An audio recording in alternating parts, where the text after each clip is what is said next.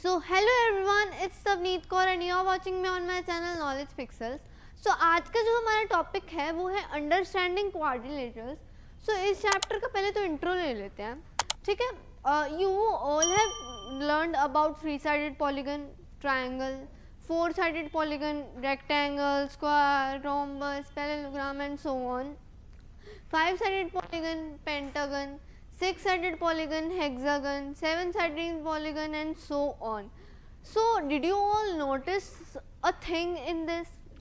इसमें आपने नोटिस करा कुछ कि three-sided polygon is one, five-sided polygon is one, six-sided polygon is one, seven-sided polygon is one, but four-sided polygons are so many. There are so many four-sided polygons. So due to this reason, we all have categorized four-sided polygon into a category called quadrilaterals. So इस chapter में mainly हम क्या करेंगे, इस chapter में we will learn about different types of quadrilaterals and their properties which make them different from other four-sided polygons. So let's get started. तो सबसे पहले तो हम इसमें पढ़ते हैं प्लेन क्या होता है और कर्व क्या होता है. स्टार्टिंग से करते हैं. प्लेन क्या होता है? This is the surface of your notebook. It is totally flat. ठीक है. This is the surface of this board.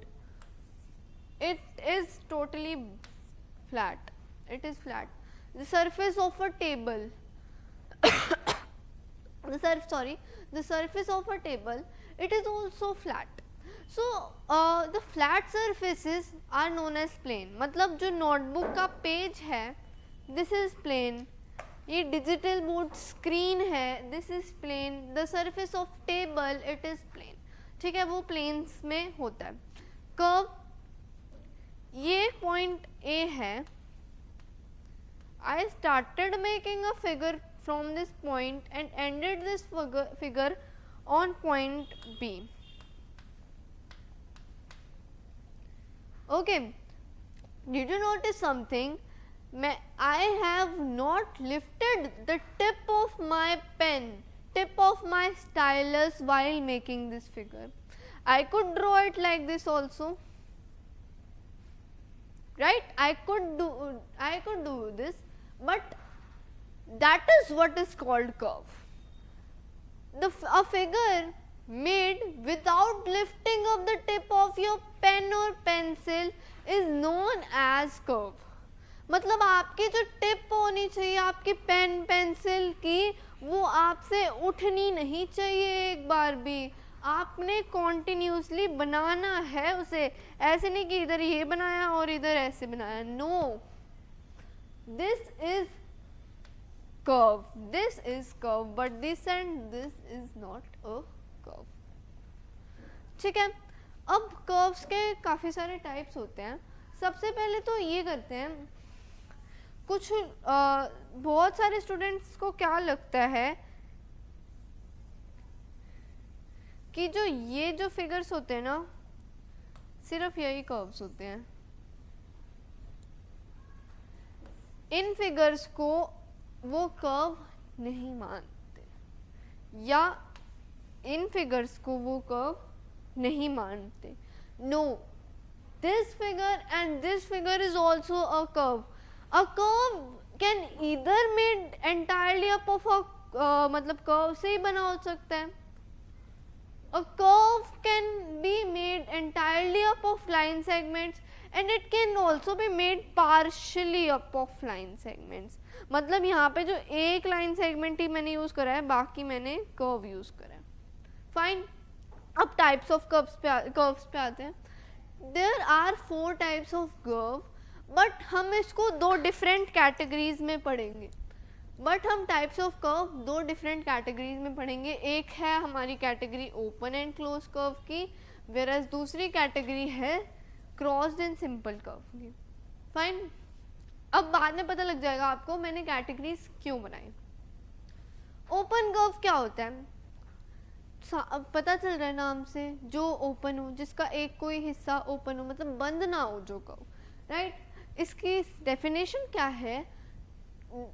The curve in which the beginning point and ending point do not meet each other and is known as open curve, such as this, such as this. The points do not meet each other. Points एक दूसरे से नहीं मिलते, so it is a open curve. और वहीं अगर points मिलते हैं, such as this, it is a closed curve. Same points मतलब मेनली जिनके बिगिनिंग और एंडिंग पॉइंट, जिन कर्व्स के बिगिनिंग पॉइंट्स और एंडिंग पॉइंट्स सेम होते हैं, उन्हें हम कहते हैं क्लोज्ड कर्व. एक category completed. Crossed curve, cross से पता चल रहा है क्रॉस, राइट. अब वो क्रॉस, अब वो इंटरसेक्शन आपका या तो कर्व से हो, कर्व में कर्व से इंटरसेक्शन हो, या फिर लाइन सेगमेंट से इंटरसेक्शन हो, that is known as your crossed curve, such as this. This is your crossed curve, this is your crossed curve. Simple curve, simple curve की definition भी इसी की तरह simple है बिल्कुल. The curve which is not crossed is known as a simple curve. जो curve crossed नहीं होता, जिसके बीच में intersection का नामो निशान होता ही नहीं, that is known as simple curve. Fine. अब simple curve, अब मैंने कैटेगराइज क्यों करा था इनको, क्योंकि आपका जो क्लोज्ड कर्व होता है वो क्लोज्ड भी हो सकते हैं, ओपन भी हो सकते हैं, बट सिंपल नहीं हो सकता. फाइन. वही सेम सिंपल कर्व जो होता है वो क्लोज्ड भी हो सकता है, ओपन भी हो सकता है, पर क्रॉस्ड नहीं हो सकता. ओके. सो अब हम आते हैं अ सिंपल क्लोज्ड कर्व. ये इसमें हम इसका इंटीरियर और एक्सटीरियर पढ़ेंगे. आपको पता है हमेशा इंटीरियर और एक्सटीरियर सिंपल क्लोज्ड कर्व के होते हैं. कोई भी कर्व ले लो, अगर वो सिंपल है और क्लोज्ड है, उसी के अंदर, उसकी बाउंड्री के अंदर जो स्पेस होएगा वो एरिया होएगा. सिंपल क्लोज्ड कर्व का ही हम हमेशा एरिया निकाल सकते हैं. फाइन. अब हम सिंपल क्लोज्ड कर्व में पढ़ते हैं. जो सिंपल क्लोज्ड कर्व है उसके अंदर का जो स्पेस होता है वो होता है आपका इंटीरियर ऑफ कर्व, और बाहर वाला एक्सटीरियर.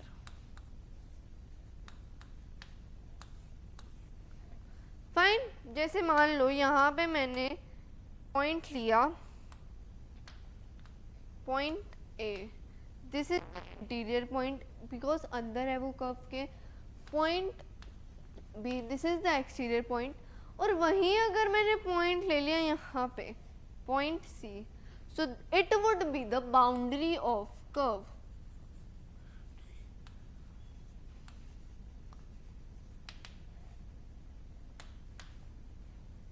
फाइन. क्लियर. अब आते हैं पॉलीगन पे. मैंने आपको क्या बताया था कि आपका जो कर्व हो सकता है वो एंटायरली लाइन सेगमेंट से भी बन सकता है. वही पॉलीगन है. पॉलीगन की डेफिनेशन सुनो. A simple closed curve which is entirely made up of line segments is known as polygon. एक कर्व जो सिंपल है, क्लोज्ड है, और वो एंटायरली लाइन सेगमेंट से बना हुआ है. लाइन सेगमेंट पता होगा सबको, which have both ending points, line which do not have any ending point, ray which have one ending point. पता है ना सबको. सो पॉलीगन में ना आपकी 3 कैटेगरीज होती हैं. First category, it should be a simple curve. Second category, it should be a closed curve.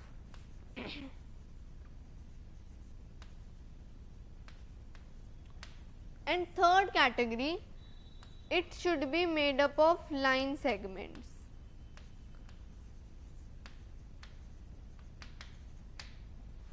Fine. एक सिंपल क्लोज्ड कर्व जो एंटायरली लाइन सेगमेंट से बना है that is known as your polygon. अब आप जो सारे के सारे जैसे rectangle, triangle, square, rhombus, parallelogram, hexagon, septagon, nonagon, ये सारे आपके पॉलीगन्स हैं। पॉलीगन से एक अलग कैटेगरी है जो क्वाड्रिलेटरल्स को भी इंक्लूड करती है, और क्वाड्रिलेटरल से एक अलग कैटेगरी है जो ऑल द 4 साइडेड पॉलीगन को इंक्लूड करती है। फाइन। अब now we have types of polygon. There are 4 types of polygon: convex polygon, concave polygon, regular and irregular. इसको भी 2 कैटेगरीज में डिवाइड कर सकते हो आप, वैसे जरूरत नहीं है पर कर सकते हो। ठीक है। कन्वेक्स पॉलीगन क्या होता है आपका?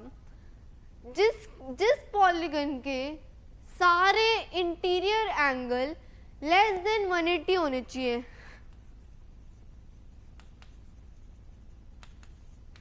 Less than 180 degree, that is known as convex polygon. वही कनकेव पॉलीगन में 1 और more angle more than 180 degree होना चाहिए। नाउ यू विल थिंक ऐसा कोई पॉलीगन भी होता है जिसमें कोई भी एंगल 180 डिग्री से ज़्यादा हो? ऑफ कोर्स होता है, एग्जाम्पल भी देंगे। रेगुलर पॉलीगन जिसकी सारी साइड्स, सारे एंगल्स इक्वल हो, उसे हम रेगुलर पॉलीगन कहेंगे। और वही इरेगुलर, जो पॉलीगन रेगुलर नहीं है वो इरेगुलर की कैटेगरी में जाएगा। फाइन। मींस इरेगुलर का मतलब वैसे ही होता है कि जिस पॉलीगन के या तो कोई साइड इक्वल ना हो, एंगल्स इक्वल हो बट साइड इक्वल ना हो, तब भी वो इरेगुलर है। साइड्स इक्वल हो बट एंगल इक्वल ना हो, तब भी वो इरेगुलर है। और अगर साइड्स और एंगल दोनों ही इक्वल नहीं है, तब तो फिर वो इरेगुलर ही है। फाइन। उसके अब एक चीज इसमें, आपके जो रेगुलर पॉलीगन्स होते हैं ना, वो हमेशा कन्वेक्स पॉलीगन होते हैं।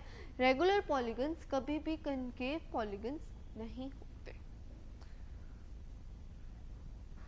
अब कन्वेक्स पॉलीगन का एग्जांपल, आपको पता है कन्वेक्स और कनकेव पॉलीगन की ना एक और डेफिनेशन है।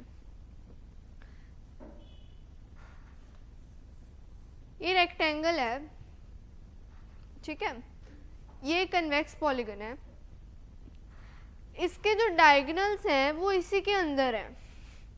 फाइन। डायगोनल्स का मतलब तो पता होगा, when two vertices meet are known as diagonal. मतलब ये एक वर्टिस है, ये एक वर्टिस है। द पॉइंट वेयर 2 लाइन, ऐसे लाइन सेगमेंट जो मीट होती है ना, ये 2 लाइन सेगमेंट है, ये जो पॉइंट है ना, ये वाला, that is known as vertex. ठीक है। और ये जो आपकी है वो लाइन सेगमेंट्स है, साइड्स हैं। Okay. When two vertices meet are known as diagonals, the lines formed are known as diagonals. ये आपके डायगोनल्स हैं, ये इसी के अंदर हैं। जितनी वर्टिसेस को मिला सकते हो मिला दो। ठीक है। जो डायगोनल है वो इसी के अंदर है। वहीं अगर मैं एक ये पॉलीगन लूँ, पता है कनकेव पॉलीगन में मेनली क्या होता है, आपका एक या एक से ज़्यादा पॉलीगन रिफ्लेक्स होते हैं, रिफ्लेक्स एंगल होते हैं। रिफ्लेक्स एंगल का मतलब यही होता है the angles which are more than 180 degree. Straight angle 180 degree का होता है ना, वही रिफ्लेक्स एंगल 180 डिग्री से ज़्यादा होता है। फाइन। नाउ ये जो आपका यहाँ पे एंगल है वो रिफ्लेक्स एंगल है। ये इस वर्टिस से ये वर्टिस मीट कराई, इससे ये करी, ये दोनों भी तो वर्टिस हैं, इन दोनों की भी तो मीट करना है। सो मतलब ये भी एक डायगोनल है, मतलब इसमें एक डायगोनल आपका बाहर फॉर्म हो रहा है एरिया के बाहर, that is known as concave polygon. Regular polygon जिसकी सारी साइड्स इक्वल हो, इक्विलेटरल ट्रायंगल बेस्ट एग्जांपल, या स्क्वायर। ठीक है। Irregular polygon scalene triangle. Done. So sum of ये अब क्या है, ये अब आपके हैं फॉर्मूलाज जो आपको याद करने पड़ेंगे। फाइन। पहला formula sum of interior angle of N sided polygon है, ये ऑफ अ पॉलीगन नहीं, एन साइडेड पॉलीगन। मतलब कोई भी पॉलीगन जिसकी n साइड्स है, n मतलब नंबर ऑफ साइड्स ये है, मैं नंबर ऑफ साइड्स यहाँ पे ले रही हूँ, let the number of sides be 4 है ये, ठीक है, let the number of sides be 4 side का स्क्वायर भी होता है, ट्राइंगल भी होता है, मैं स्क्वायर भी होता है, रेक्टेंगल भी होता है, मैं रेक्टेंगल लेती हूँ। डन। मैंने आपको बताया था कर्व में क्या होता है, कर्व के जो अंदर का पोर्शन होता है वो आपका इंटीरियर होता है और कर्व के जो बाहर का पोर्शन होता है वो एक्सटीरियर होता है। अब इंटीरियर पूछा है मतलब अंदर के जो एंगल्स हैं, मतलब ये वाले, इन सभी एंगल्स का आपका सम क्या है। हमें गिवन है कि 4 साइडेड पॉलीगन है, मतलब n की जगह पे आप लगा दो, n जो यहाँ पे है वो नंबर ऑफ साइड्स है, n की जगह पे लगा दो 4 माइनस 2 इंटू 180 डिग्री,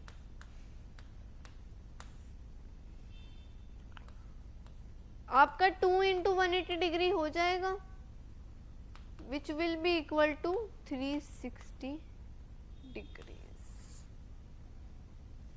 फाइन। मतलब जो angle sum of 4 sided polygons है, मतलब angle sum of quadrilaterals is 360 degree. वही ट्रायंगल का ले लो, चलो ट्रायंगल का ले लेते हैं, एंड 3 माइनस 2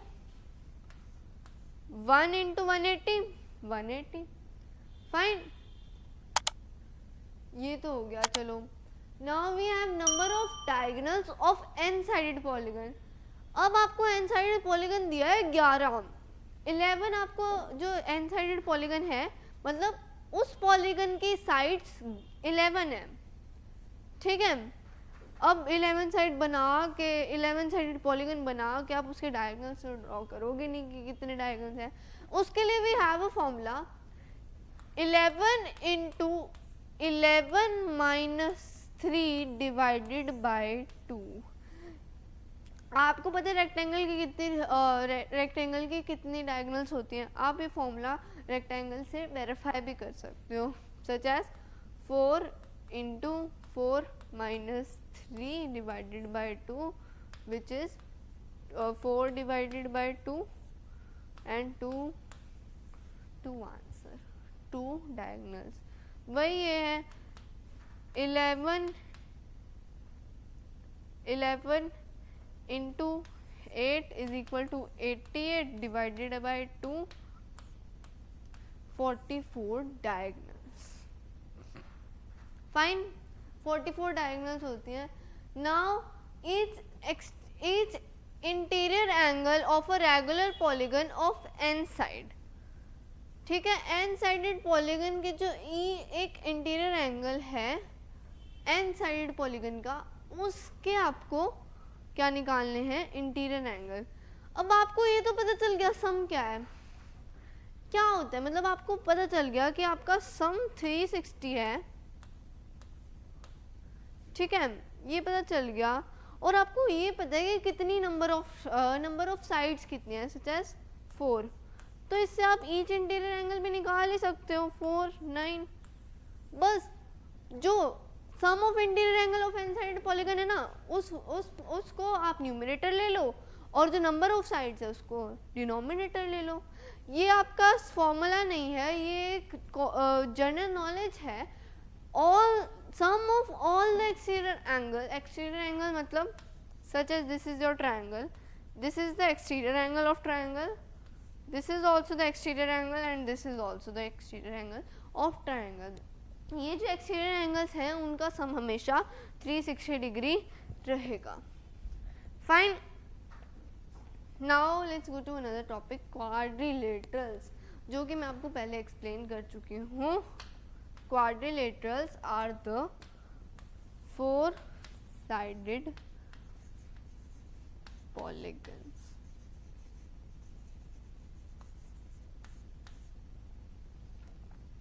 ठीक है, अब क्वाड्रिलेटरल्स के टाइप्स करते हैं। क्वाड्रिलेटरल्स के कितने टाइप्स होते हैं, 3, ठीक है, पैरेललोग्राम, ट्रेपीजियम, काइट। पैरेललोग्राम के अब आगे 3 टाइप्स होते हैं, रेक्टेंगल, स्क्वायर रोम्बस। ट्रेपीजियम का आगे एक और टाइप होता है आइसोसेलेस ट्रेपीजियम, और काइट का कोई टाइप नहीं होता। पता है ये आगे टाइप्स क्यों बनाए हुए हैं? इसका मतलब ये है जो प्रॉपर्टीज आपकी पैरेललोग्राम की है ना, वो same properties rectangle square rhombus की तो है ही है, बट कुछ और एडिशनल प्रॉपर्टीज भी हैं रेक्टेंगल स्क्वायर रोम्बस की जो इनको पैरेललोग्राम से और इनसे डिफरेंट बनाती हैं। ट्रेपीजियम, आइसोसेलेस ट्रेपीजियम में सारी प्रॉपर्टीज ट्रेपीजियम की हैं ही हैं, कुछ एडिशनल भी हैं। फाइन, चलो प्रॉपर्टीज पे आते हैं। पैरेललोग्राम क्या होता है? पैरेललोग्राम का फिगर ये ड्रॉन है। जो आपकी प्रॉपर्टीज होती है ना, वो 3 थिंग्स पे डिपेंड होती है, 3 थिंग्स से बनती हैं, साइड्स, एंगल्स और डायगोनल्स। स्टार्ट करते हैं। Both pair of opposite sides are equal, मतलब this side is equal to this side is equal to this. Both pair of opposite angles are parallel. This line is parallel to this line is parallel to this. Both pair of opposite angles are equal. Opposite angle आमने सामने.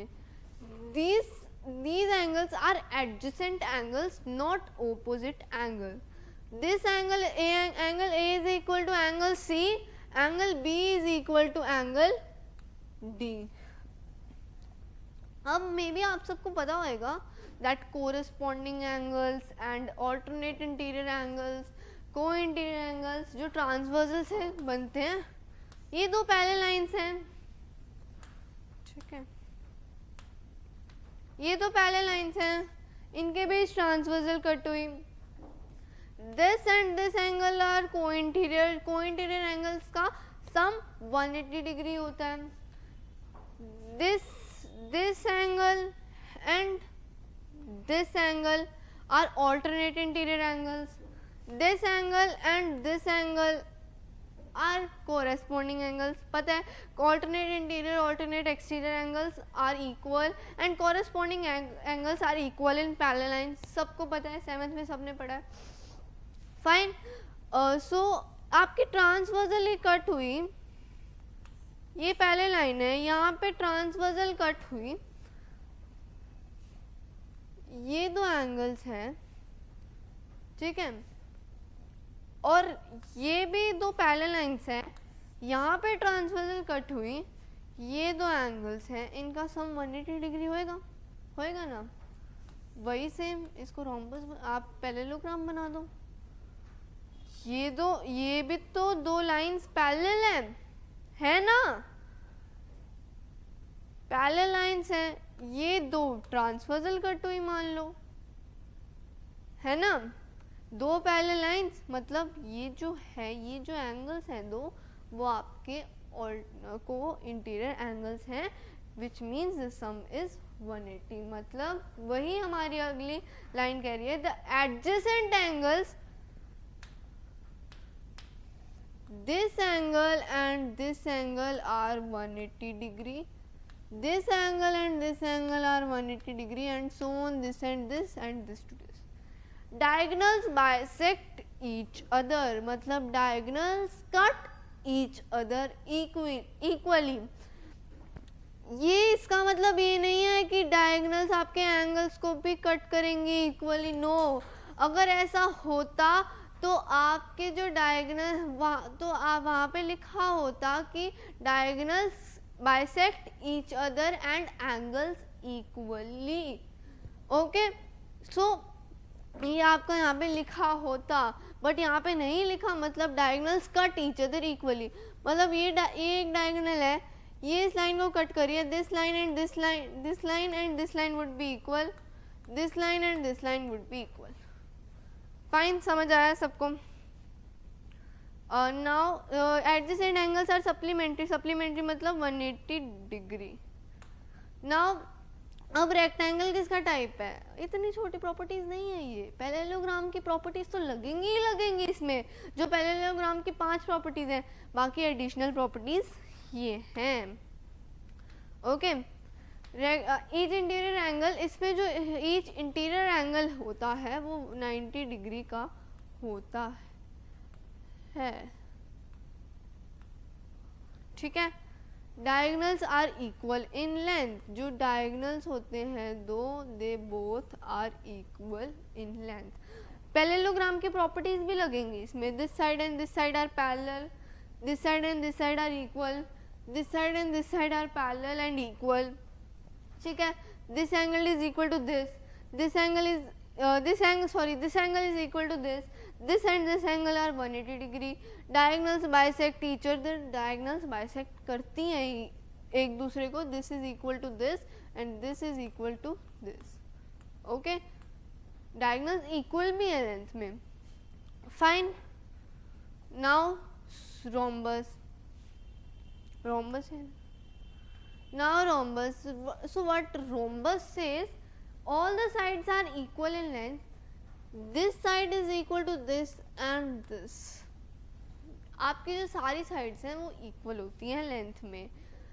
the diagonals intersect at right angle, ये जो आपके diagonals हैं वो आपके right angle पर intersect करते हैं, मतलब ये ट्राइंगल राइट एंगल ट्राइंगल बन जाता है where right angle is here, ठीक है। The diagonals bisect all the angles, इसमें ये एंगल आपका इस एंगल के इक्वल है, ये वाला एंगल आपका इस वाले एंगल के इक्वल है, bisect all the angles, fine. मतलब इसमें और पैरेललोग्राम्स की भी सारी प्रॉपर्टीज हैं। Now square each interior angle is equal to 90 degree, सारा इंटीरियर एंगल जो सारे होते हैं। एक और चीज, जो भी इंटीरियर एंगल, अगर मतलब जो भी इंटीरियर एंगल आपका 90 डिग्री पे बाइसेक्ट करेगा, ठीक है, जो भी नहीं बाइसेक्ट नहीं, जो भी इंटीरियर एंगल आपका 90 डिग्री पे होएगा, इंटीरियर एंगल जिस भी पॉलीगन का आपका इंटीरियर एंगल 90 डिग्री का होएगा, उसकी डायगोनल्स इक्वल होंगी होंगी, ये भी कह सकते हो। और एक और बात, जो भी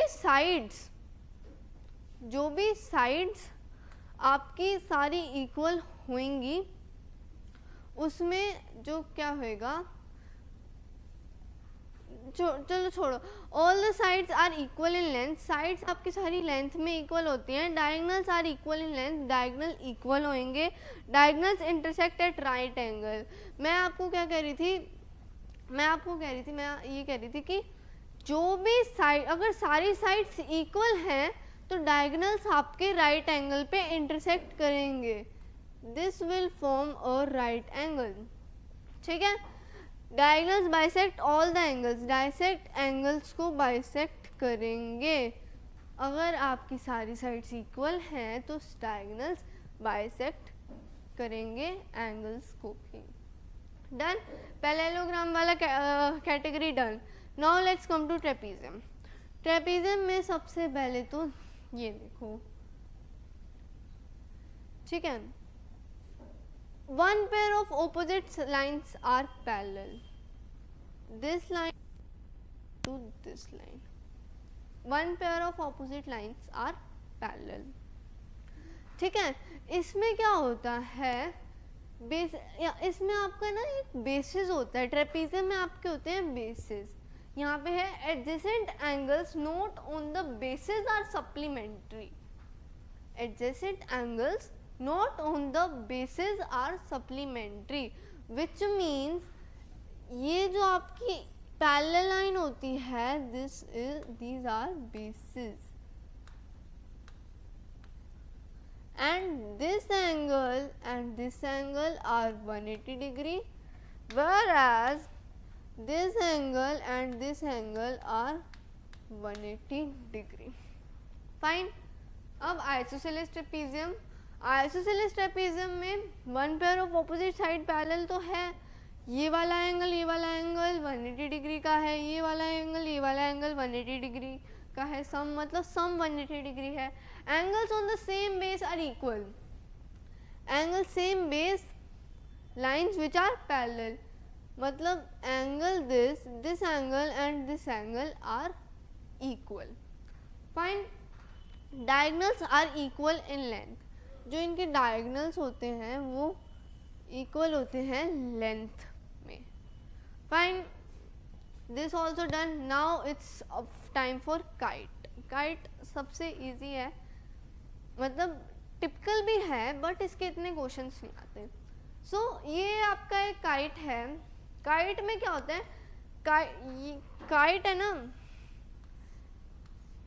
काइट के अंदर एक डायगोनल ऐसे होता है वो, और एक डायगोनल ऐसे होता है.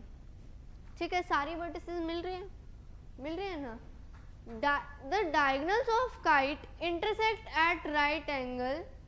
Diagonals of kite intersect at right angle मतलब ये जो आपके एंगल्स हैं वो राइट एंगल हैं. BD is perpendicular to CA. BD is perpendicular to CA. मतलब perpendicular मतलब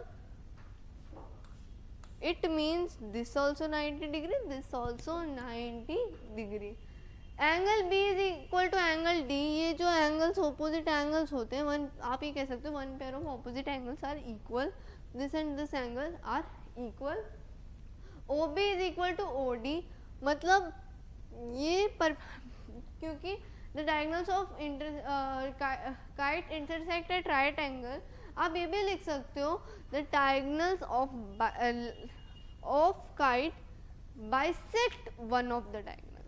मतलब CA bisects BD which makes BD मतलब BO and OD equal. BO and OD जो आपका है इक्वल बना देती है. Diagonal CA bisect angle A as well. A and A as well C. मतलब this is equal to this and this is equal to this. This angle is equal to this angle. CA divides kite into two congruent triangles. ये जो आपकी line C है, congruency का मतलब पता है सबको? My hands are congruent to each other. See this. एकदम same, similar. This page is congruent to this page. ठीक है, दिस इज कॉन्ग्रुएंसी. मतलब दिस एंगल कंप्लीटली मतलब ओवरलैप कर लेता है. ये वाली साइड जो है it completely overlaps this side. So this is all about the chapter understanding quadrilaterals. Thank you for watching video and if you like my video please like share and subscribe. Thank you.